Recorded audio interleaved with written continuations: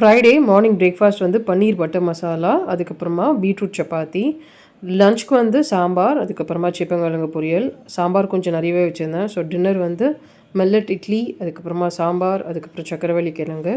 Thursday night வந்து கொஞ்சம் பாலில் வந்து தயிர் போட்டு வச்சேன். தயிர் வந்து நல்லா தோஞ்சிருச்சு. ஸோ மார்னிங் எழுந்தோடனே அதை எடுத்து உள்ளே வச்சுட்டு சாம்பாருக்கு பருப்பு ஊற வச்சுட்டு அதில் வந்து கொஞ்சம் பூண்டு, தக்காளி, கொஞ்சம் மஞ்சத்தூள் போட்டு வேக போட்டுட்டேன். ஸோ கொஞ்சம் லஞ்சும் சைடில் பண்ணால் ஒர்க் ஈஸியாக இருக்கும்.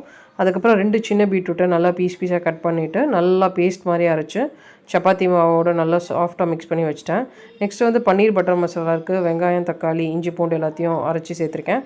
இப்படி பண்ணுவேன். அப்படி இல்லாட்டி நான் வந்து எல்லாத்தையும் வெங்காயம், தக்காளிலாம் வதக்கி அரைச்சி பண்ணுவேன்.